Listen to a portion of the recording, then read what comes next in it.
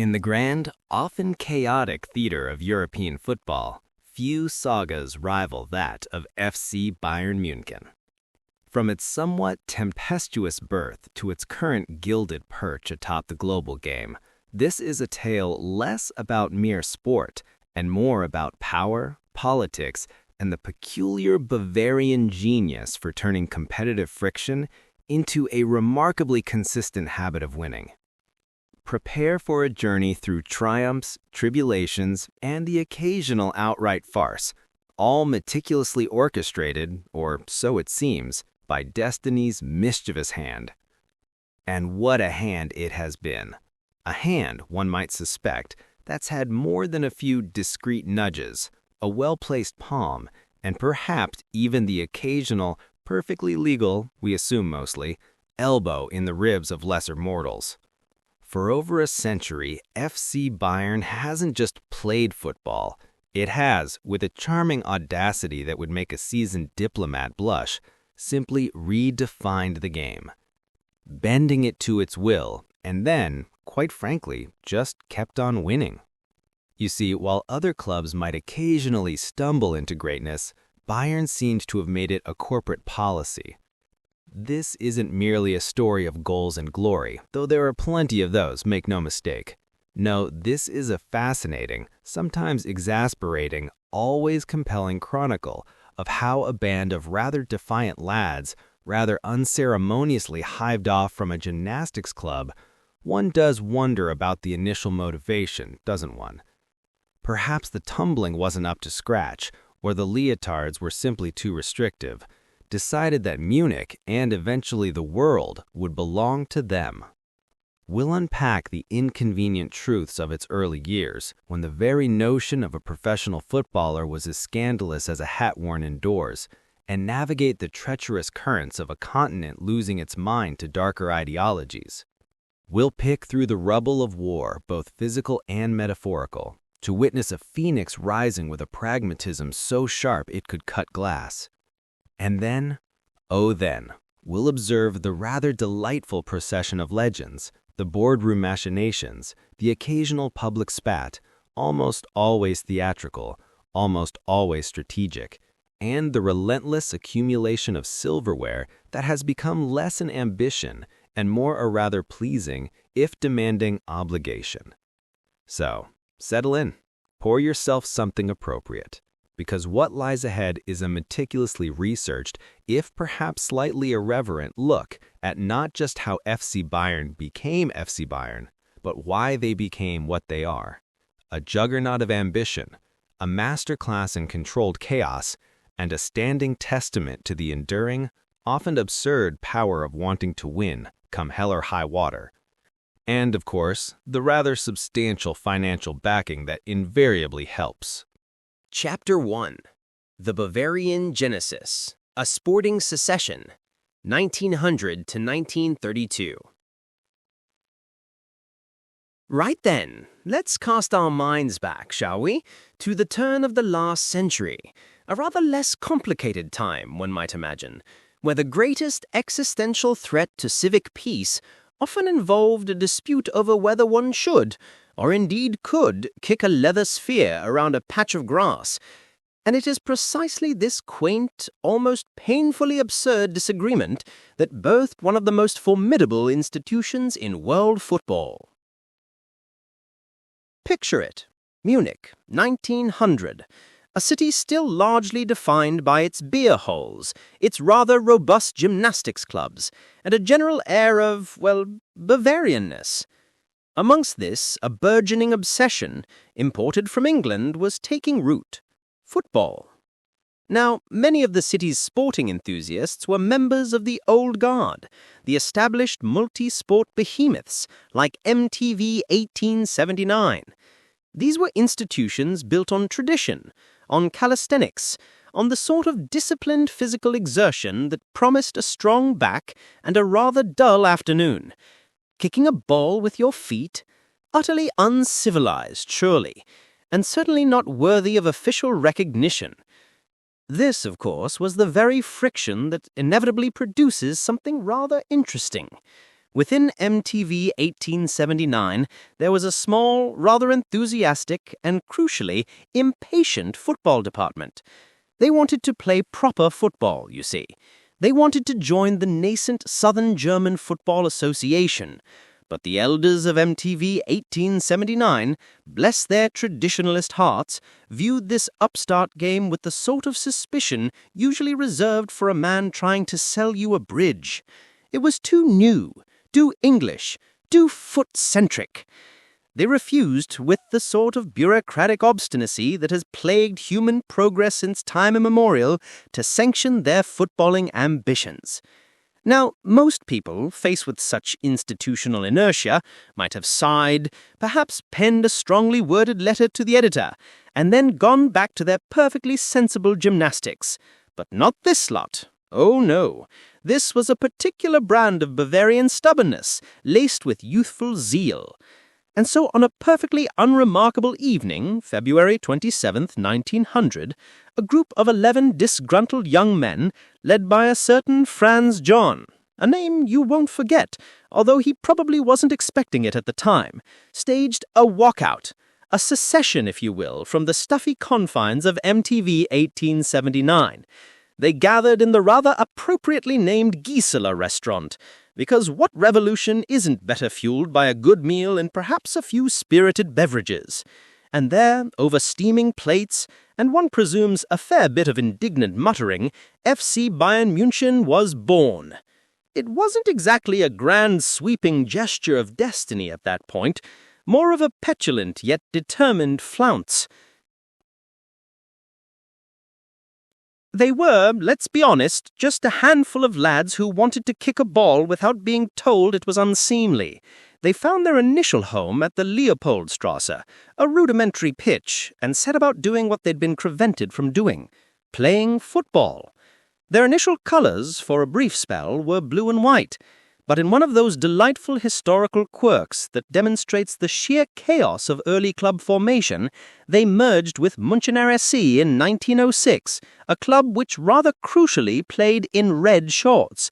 And thus through administrative amalgamation, rather than grand design, the iconic red and white of Bayern was established. A happy accident, really. A bit like discovering a brilliant recipe by dropping two perfectly good ingredients into the same pot. The early years, as you might imagine, were a delightful scramble. German football was still finding its feet, a patchwork of regional leagues, enthusiastic amateurs, and a bewildering array of rules that often seemed to be made up on the spot. Bayern wasn't immediately a juggernaut. They built, piece by painstaking piece, a club. They started winning local and regional titles, slowly but surely establishing themselves as a serious contender in southern Germany. They moved homes a few times, eventually settling into the famed Grunwalder Stadion, a place that would become synonymous with the club's ascent. Their ascent was steady, marked by the gradual professionalization of their approach, even if the players were still very much amateurs. They had a knack for attracting talent, for fostering a sense of ambition that perhaps felt a little less constrained than some of their more established, and dare I say it, stuffy rivals. They understood that football was ultimately about winning, about entertainment, and about, dare I say it, a bit of panache. And so after 30 years of grafting, of building, of perfecting the art of kicking a ball with more purpose than their original gymnastic overlords could ever fathom, the moment finally arrived. 1932. Under the astute guidance of their Hungarian Jewish coach Richard Cohn, or Domby as he was also known, Bayern reached the pinnacle. They contested the national championship final against Eintracht Frankfurt in Nuremberg. It was a tense affair, a clash between two of Germany's most ambitious clubs, and Bayern, with a quiet determination that would become their hallmark, emerged victorious, 2-0. Their first national title, a glorious triumph, a moment of unadulterated sporting jubilation. Little did anyone know, of course, that this brief, shining beacon of sporting achievement, this hard-won moment of national glory, was merely the overture to a far more sinister and utterly absurd historical spectacle about to engulf Germany. But for a brief, beautiful moment, the upstart club, born of a bureaucratic huff and a righteous desire to play the beautiful game, stood atop the world footballing world. They were champions, and the world as they knew it was about to change irrevocably. Chapter 2. The Dark Cloud. Bayern under the swastika, 1933 to 1945. And so, with the championship trophy gleaming somewhat ironically in their newly acquired cabinet, FC Bayern München stood at the precipice of a new era. An era, as it turns out, that would test the very soul of the club, assuming, of course, that a football club could be said to possess such a thing. Because while 1932 had been a triumph on the pitch, 1933 brought a rather different kind of player onto the field of German life. One far less interested in the elegant pirouettes of a winger and much more concerned with the rigid goose step of conformity. The ink was barely dry on Bayern's championship scroll when the political winds, which had been whipping up a frenzy for years, finally achieved gale force. Hitler ascended to power in January 1933, and almost immediately the Gleichschaltung, the coordination or synchronization, a wonderfully Orwellian term for outright subjugation, began. Sports clubs, once bastions of local identity, were now deemed ripe for the plucking. The message was clear. If you weren't with the program, you were rather definitively out of it. And for Bayern, with its rather inconveniently progressive and, dare I say, Jewish leanings, the program was set to be particularly unpleasant. Indeed, it wasn't long before the Nazis turned their attention to the world of sport, applying their particularly insidious Aryan paragraph with all the subtlety of a rogue elbow in a crowded penalty box. Football, it transpired, was simply too popular to be left to the whims of independent-minded individuals. It had to be disciplined. And Bayern, under the brilliant leadership of its president, Kurt Landauer, who happened to be Jewish, suddenly found itself a rather prominent target. Landauer, a man whose vision had transformed a relatively small club into national champions, was the first and most symbolic casualty. In March 1933, under immense pressure, he was forced to resign. His crime? His heritage. His contribution to German football? Utterly irrelevant. It was a rather stark reminder that for some, the rules of the game were far less important than the identity of the players. Landauer wasn't alone, of course. Otto Beer, the club's Jewish treasurer, a man presumably quite good with numbers, was also shown the door. The meticulous records, the careful financial planning, the sheer competence, all sacrificed on the altar of a profoundly idiotic ideology. One wonders if the new overseers ever paused to consider the sheer incompetence of such a purge. Apparently not. The desire for ideological purity often outweighs any inconvenient practicalities. A truth history has a rather tiresome habit of repeating. Replacing Landauer was a man named Richard Little Richard Mickel, a Nazi Party member who, to his credit, reportedly maintained contact with Landauer and even offered him some protection when things truly escalated. It's a testament to the messy, complicated realities of the era that even within the oppressive machinery of the regime, individual human decency occasionally, stubbornly flickered. But Mickel's presence, however nuanced, was also a stark sign of the times. The club, like so many institutions, had been co-opted. The swastika, that ubiquitous symbol of nationalistic fervor, found its way onto official club documents, a rather unsettling rebranding for a team that had, just months prior, stood for sporting excellence. The effect on the pitch was predictably less than glorious.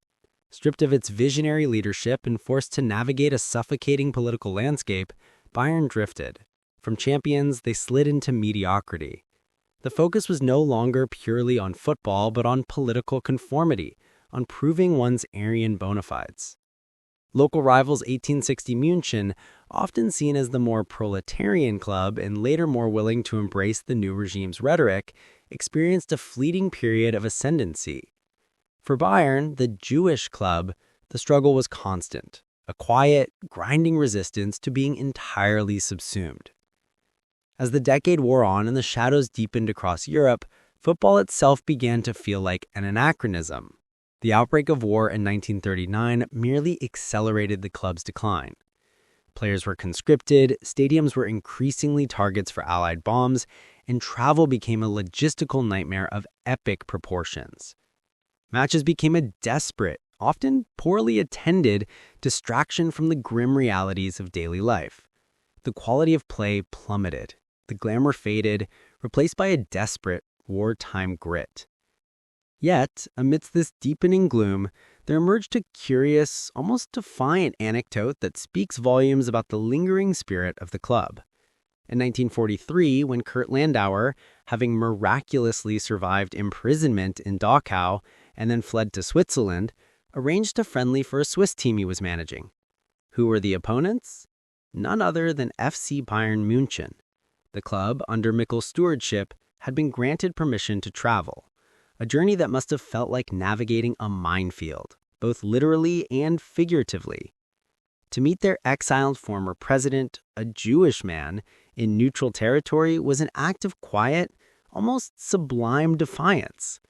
A small, almost imperceptible gesture in the face of monumental evil, but a gesture nonetheless. It was a fleeting, almost surreal reunion, a nod to the fact that some bonds, some loyalties, were harder to sever than even the most tyrannical regime could manage. By 1945, the war had quite thoroughly extinguished what little spark remained. Munich lay in ruins, its magnificent city center reduced to rubble.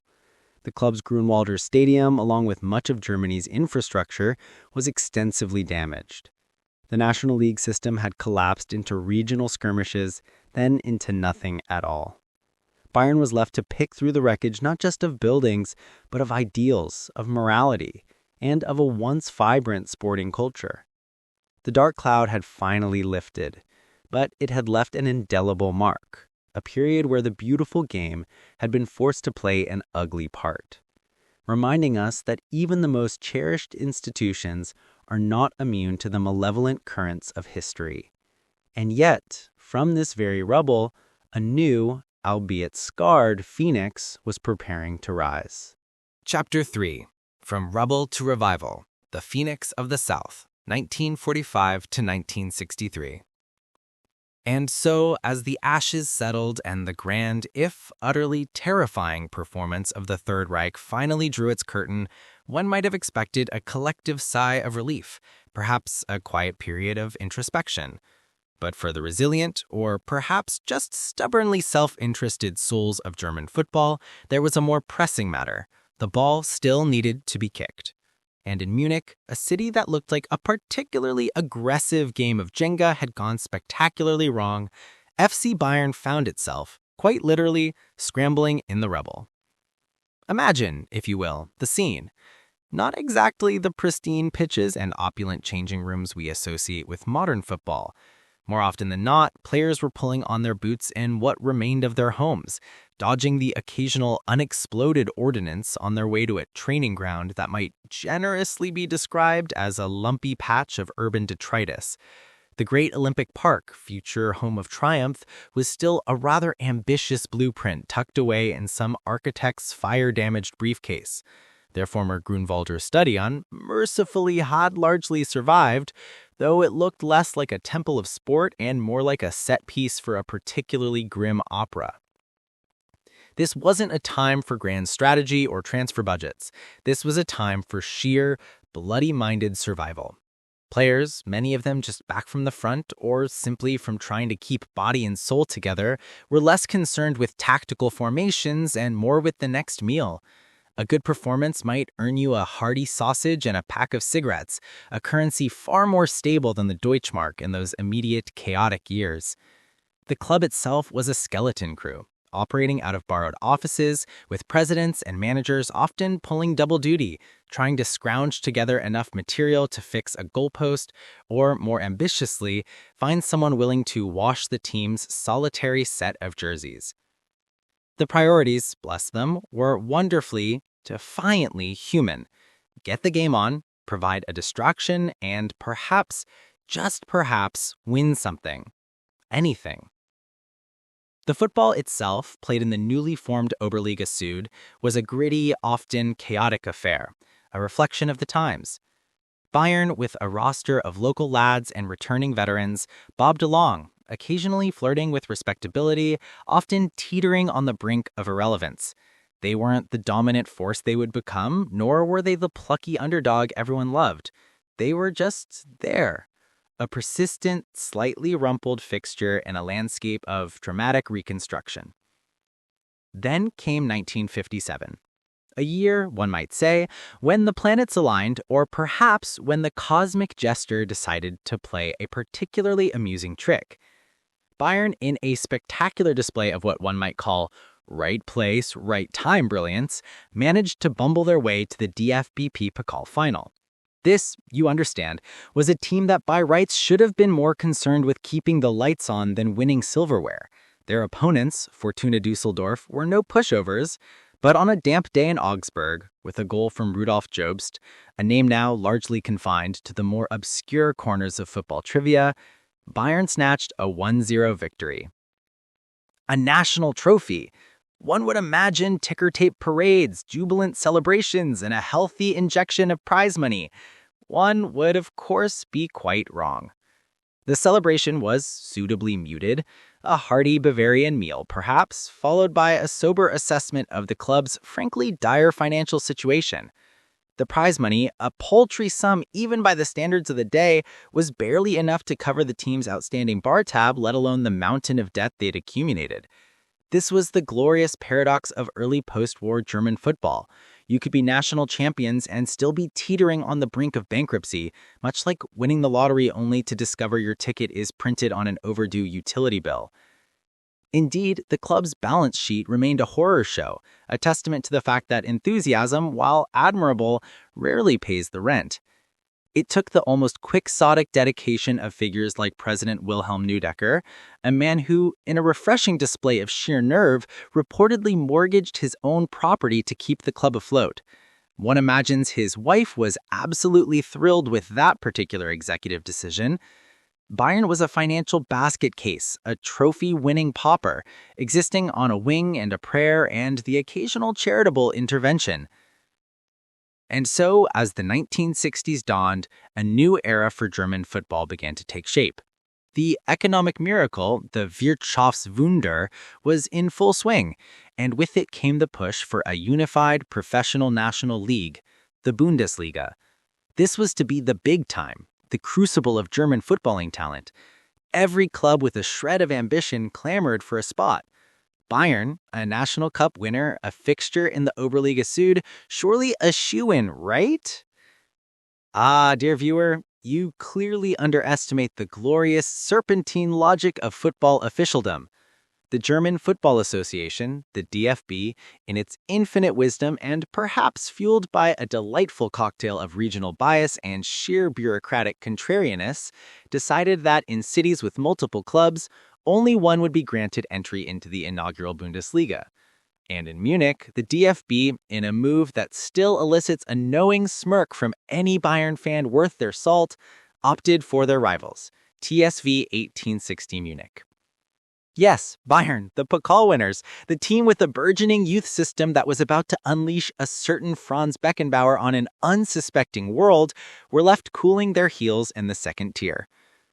The official reasoning, mumbled through various press conferences, usually involved the word financial stability, an irony not lost on anyone who knew the truth about 1860's own rather creative accounting at the time. The unspoken truth, of course, was probably a delightful blend of favoritism, the desire for a bit of underdog narrative, which would soon backfire spectacularly, and the sheer, unadulterated pleasure of telling the slightly grander club they weren't quite good enough. And so, Bayern found itself in the indignity of the Regionalliga Süd, a second-tier competition, watching their rivals bask in the spotlight of the newly minted Bundesliga. It was a slight and humiliation and a rallying cry all in one. A lesser club might have wallowed in self-pity, But Bayern, with that peculiarly Bavarian brand of stubborn defiance, simply gritted its teeth. They were the phoenix, all right, but one that had just been told its nest wasn't quite up to code. They would have to build a bigger, better one, brick by infuriated brick. And the Bundesliga, with its smug new inhabitants, would soon regret their decision. Oh, how they would regret it. Chapter 4. The Bundesliga Dawn, a trio of prodigies, 1963 to 1970. One might have assumed, with the benefit of hindsight, that delightfully smug companion to any historical narrative, that the glorious new dawn of German football, the Bundesliga, would naturally welcome the future titan of European football, FC Bayern, with open arms and a shower of rose petals. One would, of course, be utterly wrong. History, you see, rarely follows the neatly signposted path. It prefers a meandering stroll through bureaucratic quicksand and the delightfully petty squabbles of men in suits. When the Bundesliga finally lurched into existence in 1963, a much-needed professional league to drag German football out of its amateurish regional slumber, guess who was left standing outside, peering enviously through the metaphorical window? Yes, indeed, our boys from Strasse. It wasn't incompetence on the field that kept them out. Oh no, that would be too simple. It was the exquisite incompetence of the German Football Association. They decided that Munich could only host one club in the inaugural league, and in a move that still elicits a knowing smirk from the more cynical corners of Bavaria, they chose TSV 1860 Munich. The reasoning? Bayern, apparently, lacked the financial stability and modern infrastructure. Phrases that, even then, were the comforting bedtime stories politicians tell themselves before making a daft decision. One can almost picture the cigar smoke in the room, the hushed pronouncements, the faint scent of arbitrary decree hanging in the air. So while 1860 pranced about in the big league, Bayern found themselves relegated, not by skill, but by an almost divine administrative caprice, to the second tier, the Regionalliga Süd. A rather ignominious start to what would become a global empire, wouldn't you say? One might call it character building, or perhaps a bureaucratic gift wrapped in a small-minded insult. But history, in its endless theatricality, loves a good underdog story, especially when the underdog is secretly a coiled spring of future greatness. And Bayern, rather than dissolving into a puddle of self-pity, did what any self-respecting, ambitious entity does when faced with an obstacle. They went out and found themselves some rather exceptional talent. And here, my friends, is where our tale truly begins to sparkle with the iridescent glow of destiny, or perhaps just plain good scouting. Enter Zlatko Czajkowski, a man barely taller than some of the training cones, but possessing the fire and tactical nous of a general. He arrived with a reputation, a thick accent, and a rather unique philosophy. He was the kind of coach who'd tell his players, with a twinkle in his eye, that if a camel could go through the eye of a needle, they could certainly run for 90 minutes. And under his demanding, often eccentric tutelage, a trio of prodigies, mere youngsters barely out of their school trousers, began to emerge from the Bavarian soil like exceptionally talented goal-scoring mushrooms. First, there was Franz Beckenbauer. Ah, the Kaiser. Even at 17, he possessed an almost arrogant grace, a languid elegance that made others look like they were wrestling an octopus. He arrived, not without a minor incident, mind you, originally a player for a local amateur club, SC 1906 Munich. He'd been slated to join 1860. But during a youth tournament match, a rather heated encounter saw a young Beckenbauer receive a slap from an 1860 player.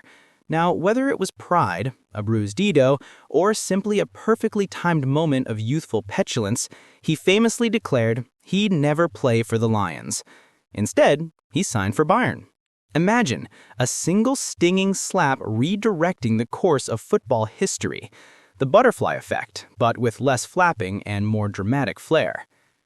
Then came Gerd Müller, the bomber. A squat, unassuming figure from Nordlingen, he didn't look like an athlete, let alone a man who would rewrite the record books with a dizzying array of goals.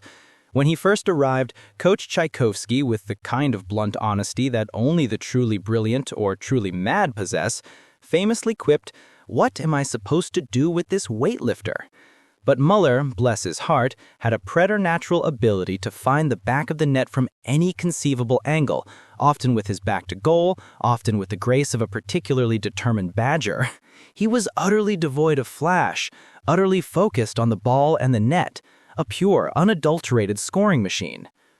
And finally, guarding their burgeoning talents was Sepp Maier, the cat from Anzing.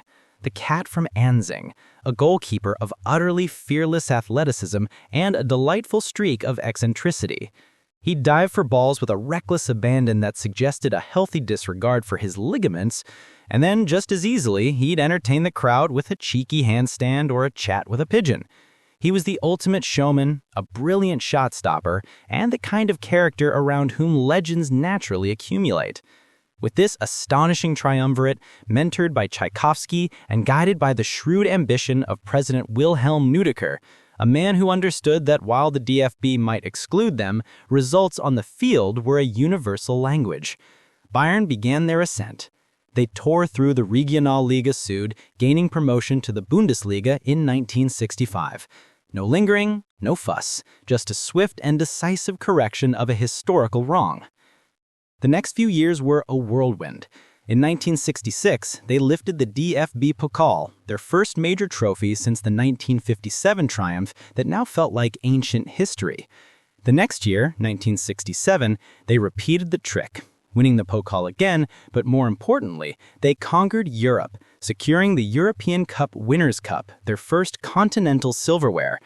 Imagine, a club deemed too unstable for its own national league just 4 years prior, now standing atop a European podium. The irony, one must admit, is simply exquisite. The peak of this particular chapter, the sweet cherry on top of their meteoric rise, came in 1969. Led by the now regal Beckenbauer, the unstoppable Müller, and the indomitable Maier, Bayern finally claimed their first Bundesliga title. It was a triumph not just of skill, but of resilience, of proving the naysayers, the bureaucrats, and the short-sighted administrators utterly, deliciously wrong. The scaffolding was in place, the foundations poured, and the architects of a future dynasty were now firmly in their prime. The rest of Germany, and indeed Europe, was about to discover what happened when a sleeping Bavarian giant finally decided to wake up, stretch, and then proceed to dominate everything in its path. And oh, what a path it would be. Chapter 5. Kings of Europe. The Unstoppable Red Machine, 1970 to 1976. And so, having rather unceremoniously, but quite effectively, planted their flag atop the German football landscape, the gentlemen of Bayern, with a certain inevitability that only truly successful enterprises seem to attract, turned their collective gaze, rather imperiously one might suggest, towards the grander stage. Europe, after all, was beckoning, or, more accurately, was about to be rather rudely intruded upon. This wasn't merely about winning a few more trinkets. This was about establishing a dynasty, a rather splendid red-clad juggernaut that would flatten all before it. And at the heart of this burgeoning empire were three rather disparate yet perfectly calibrated cogs in a magnificent machine: Franz, Gerd, and Sepp. Beckenbauer, of course, the Kaiser, a man who seemed to glide across the turf with the sort of effortless grace usually reserved for the financially secure in St. Moritz. He didn't just play football, he conducted it, directing the orchestra with a flick of his wrist and a knowing glance. Often, one suspects, less at his teammates and more at the very concept of historical legacy. Then there was Gerd Müller, their bomber, a name bestowed upon him with a sort of resigned awe. He wasn't elegant, not in the slightest. He was stubby, often ungamely, and possessed the sort of acceleration one usually associates with a particularly enthusiastic donkey. Yet, put him within 10 yards of the goal and a strange alchemy occurred. The ball, with almost telepathic accuracy, would find its way to his foot, or head, or knee, and then, with a thud and a ripple of the net, into the back of the goal. He was a pure, unadulterated scoring phenomenon, an accidental genius whose only discernible motivation seemed to be the simple act of putting the ball where it least belonged for the opposing team. And finally, Sepp Maier, the Die Katze von Ansing, the cat from Ansing. A goalkeeper who, beneath a mop of unruly hair and a perpetually impish grin, was utterly brilliant. He'd dive, he'd tumble, he'd occasionally stand on his head for the sheer theatricality of it, but invariably the ball wouldn't pass him. He was the safe pair of hands, the gesture, and the unflappable last line of defense all rolled into one gloriously idiosyncratic package. These were the years, you see, from 1970 to 1976, when Bayern became truly the unstoppable red machine. And unstoppable they certainly were, in a manner that often left opponents, and indeed a fair few neutrals, wondering if the universe itself had a peculiar soft spot for the Bavarians. Take the 1974 European Cup final, for instance. Against Atletico Madrid, a team whose tactical approach could best be described as a masterclass in the dark arts of defensive obduracy. 1-0 down in the dying seconds of extra time, courtesy of a quite spectacular free kick from Atletico's Luis Aragonés. The dream, for all intents and purposes, was dead. The champagne, one imagines, was already being uncorked in Madrid. But then, enter Georg Schwarzenbeck, a strapping defender whose primary role was usually to break up opposition attacks, not initiate them. He unleashed a shot from miles out, a frankly desperate punt that, by some cosmic alignment of the stars, sailed past the Atletico keeper. A goal. 1-1. Replay. Now, who but Bayern, blessed with the sort of divine intervention usually reserved for biblical prophets, gets a second bite at the cherry in a European Cup final? The replay, 2 days later, was less a contest and more a coronation. Müller and Hoeneß each scored a brace, and Bayern simply steamrolled Atletico 4-0. The champagne, rather sheepishly, had to be recorked. The red machine had tasted European blood, and it was rather keen on a second helping. That second helping arrived in 1975 against Leeds United. Now, this match, my friends, was a proper circus. A masterclass in how a football match can descend into absolute, unadulterated chaos, all under the watchful, yet conspicuously blind eye of officialdom.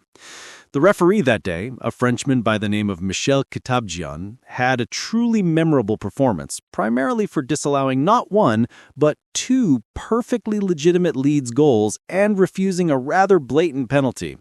One could almost hear the rustle of banknotes if one were prone to such cynical thoughts, which, of course, we are. Leeds, for their part, were furious. Their fans, bless their passionate hearts, were even more so. The game descended into bedlam, with objects raining down from the stands like some sort of bizarre projectile hailstorm.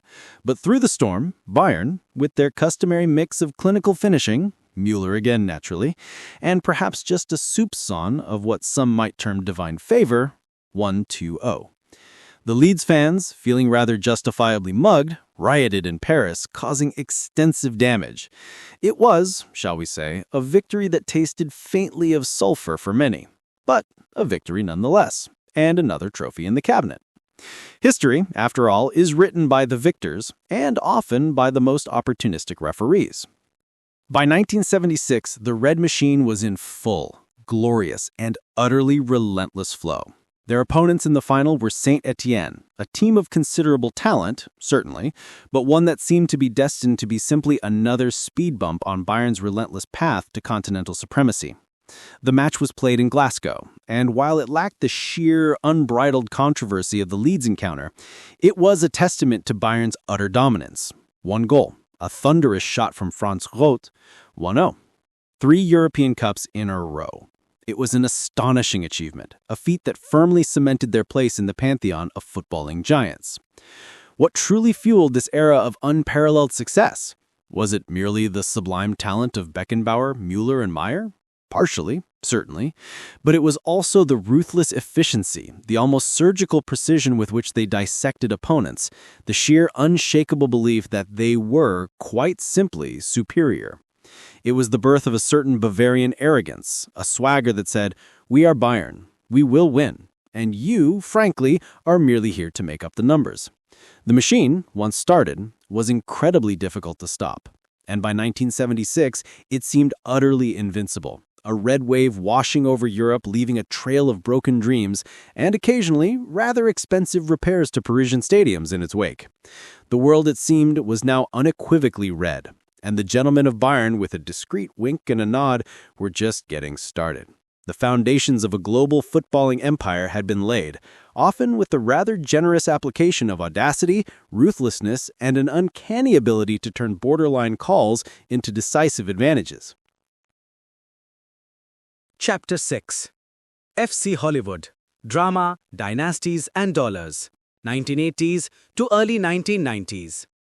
And so, as the glorious dust settled on the Champions League trophies of the 70s, a new kind of sheen began to appear on the Bavarian firmament. Not the burnished gold of European dominance, but something altogether more theatrical. The 1980s arrived, bringing with them a sartorial confidence that history would later deem questionable, and an equally bold, if often chaotic, new chapter for FC Bayern. The red machine of old, it seemed, was morphing slowly but surely into something closer to a magnificent, perpetually simmering stew of ego, ambition, and designer tracksuits. The club, you see, was no longer just a collection of footballers.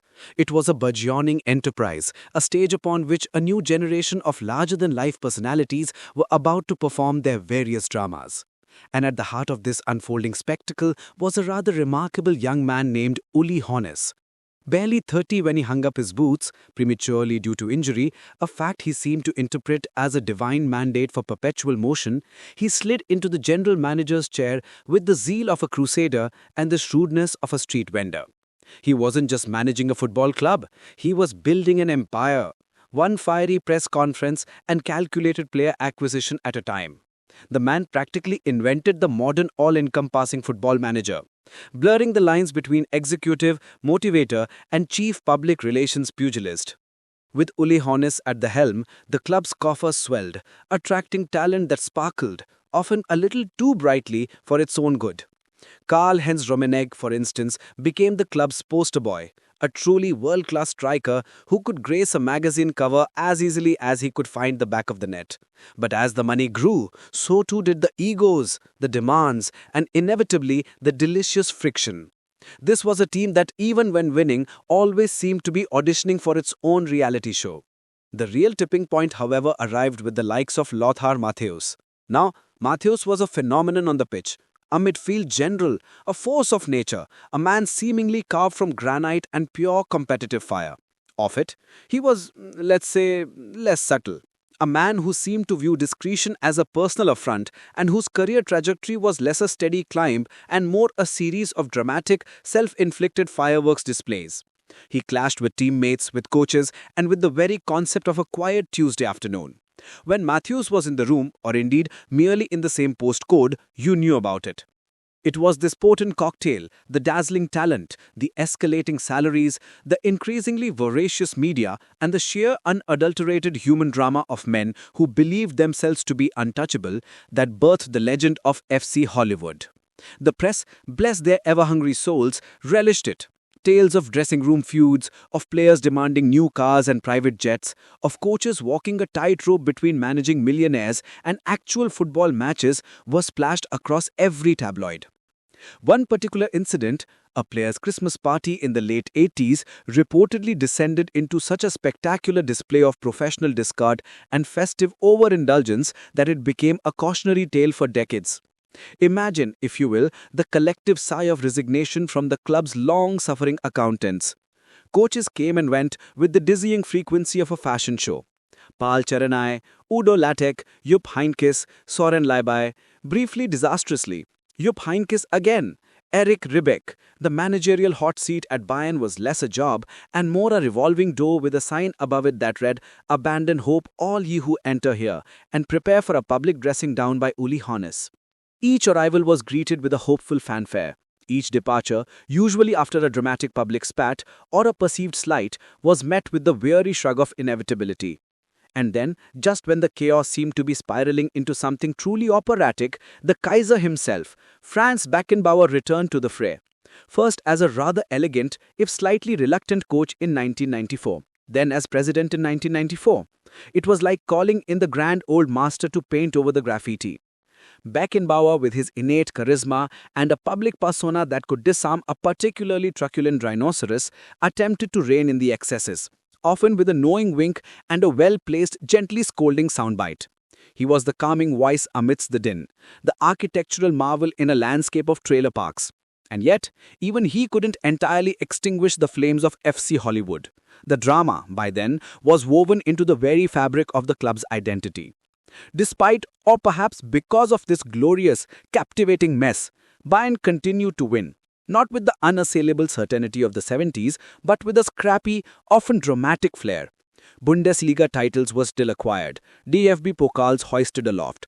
It was a testament to the raw talent within the squad, certainly, but also to the sheer force of will exerted by Hoeneß, who somehow managed to keep the whole glittering combustible enterprise pointing, more or less, in the same direction. The dollars were now firmly entrenched, dictating transfer fees, player contracts, and the ever-present media circus.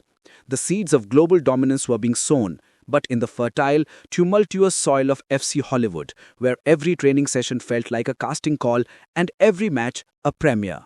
It was glorious, it was ridiculous, and it was utterly, uniquely Bayern.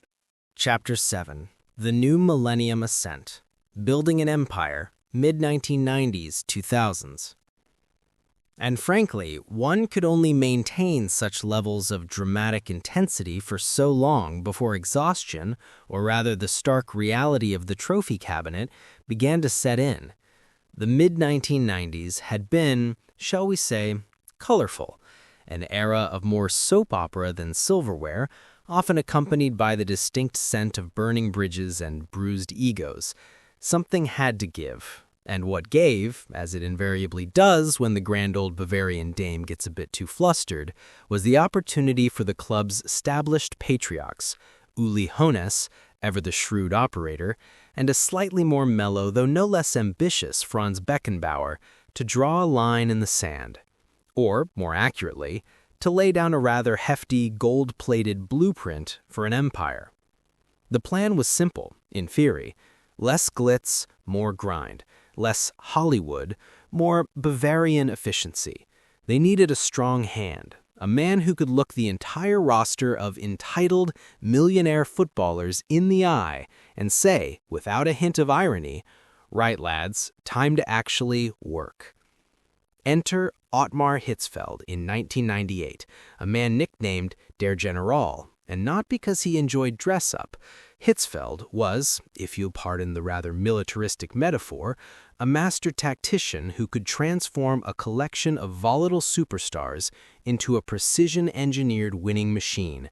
His arrival was less a coaching change, more an exorcism of the prior decade's demons.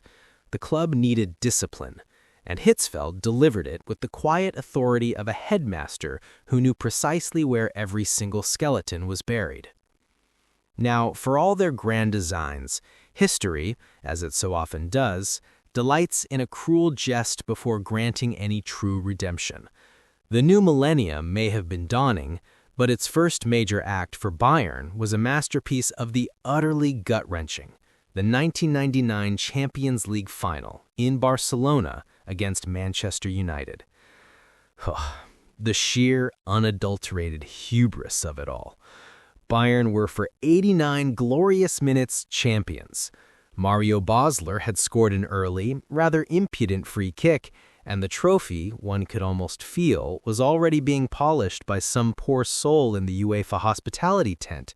Franz Beckenbauer, resplendent in his presidential box, was already halfway through composing his victory speech in his head, probably involving phrases like destiny and unbeatable Bavarian spirit. They even brought Mehmet Scholl, the impish artist of the midfield, in the 71st minute, a sure sign they thought the job was done. Foolish, foolish mortals. Football, like life, has a perverse sense of humor.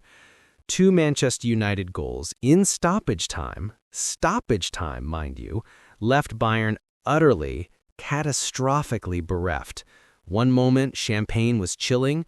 The next, the players were sprawled on the new camp turf, looking as though they'd just discovered gravity was in fact entirely optional. It was a humiliation so profound, it transcended mere sporting defeat. It was a cosmic joke at Bayern's expense. But here's the thing about Bayern. They don't do bereft for long. They do vengeful. That 1999 final became less a wound and more a scar, a constant, throbbing reminder of what they should have had. It fueled a rather terrifying, almost pathological determination. And so, 2 years later, they returned to the big stage, the Champions League final of 2001 in Milan, this time against Valencia. This wasn't a game of flamboyant artistry, this was a war of attrition, a grinding, brutal affair of 2 penalties, one of which was missed by Kahn, and then the inevitable, soul-crushing penalty shootout. Enter Oliver Kahn. Oh, Oliver Kahn!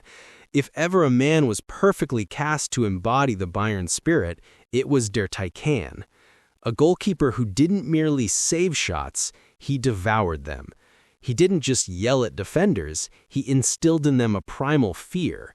He was a force of nature, a man whose resting facial expression suggested he'd just discovered someone had parked in his designated spot, permanently.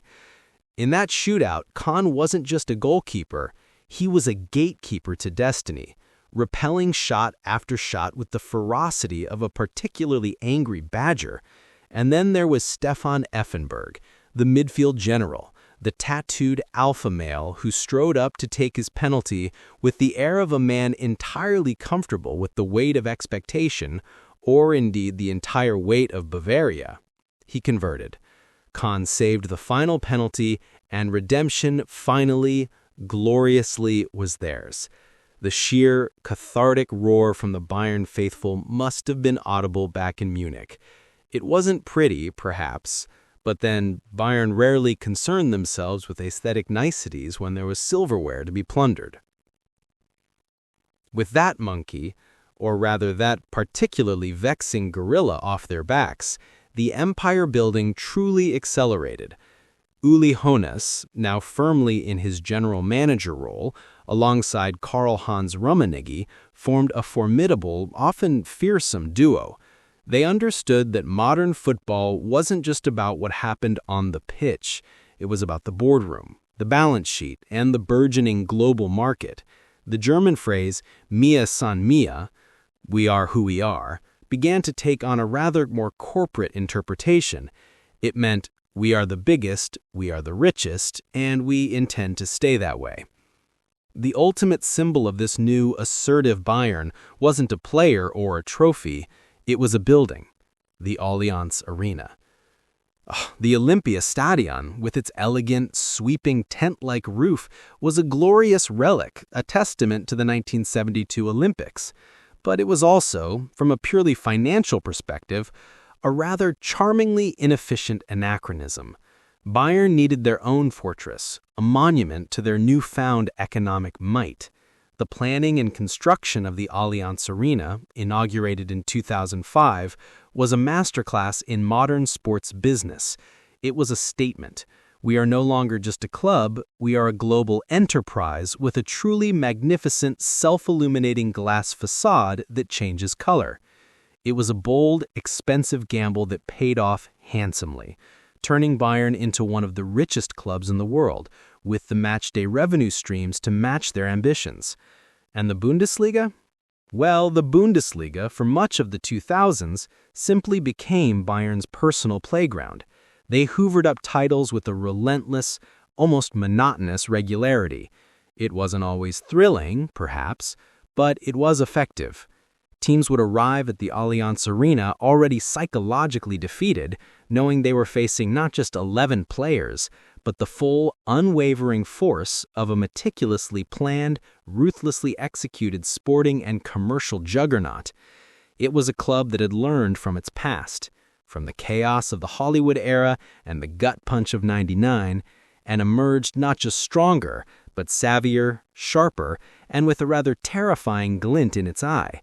They weren't just winning games, they were laying the foundations for an era of dominance that would extend far beyond the millennium's early years, proving that even a meticulously run empire can, at its heart, still be driven by a very simple, very human and utterly compelling desire for absolute, unchallenged victory. Chapter 8. Global Hegemony, the Treble Titans and Beyond, 2010s present. And so, having meticulously constructed their empire brick by meticulously laid brick throughout the turn of the millennium, FC Bayern found themselves, as the 2010s dawned, rather like a particularly well-fed python that had just swallowed a small but rather delicious gazelle. Content, certainly, but already eyeing the next, larger meal. The domestic landscape had been thoroughly digested, and now the scent of global hegemony wafted tantalizingly in the Bavarian air. The club, bless its perpetually ambitious heart, had reached a point where merely winning was no longer quite sufficient. No, a certain aesthetic, a certain panache was required. After all, if you're going to be the undisputed heavyweight champion, you might as well look impossibly stylish while delivering the knockout blow.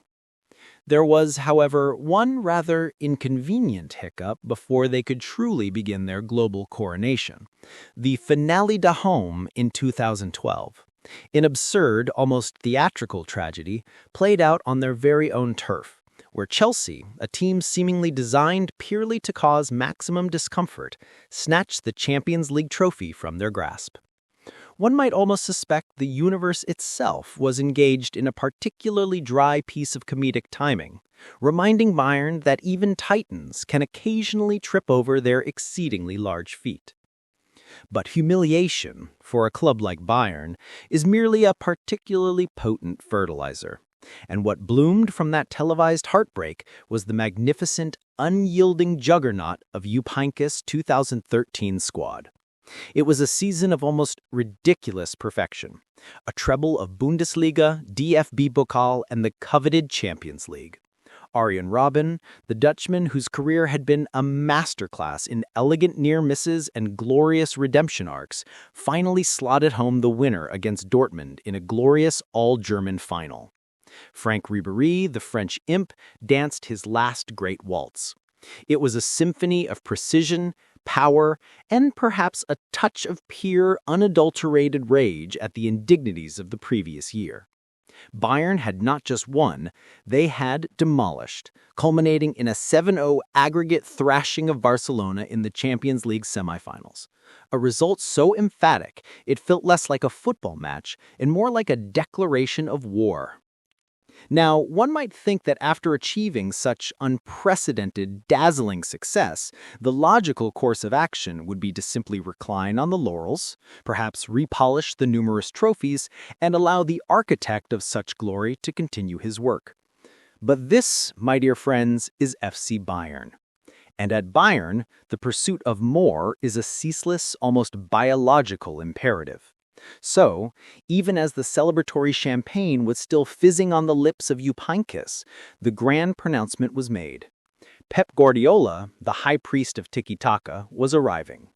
One can almost picture the boardroom, already planning the next conquest, looking at their trouble-winning coach with a benevolent, but ultimately ruthless gaze and thinking, "Excellent work, old chap.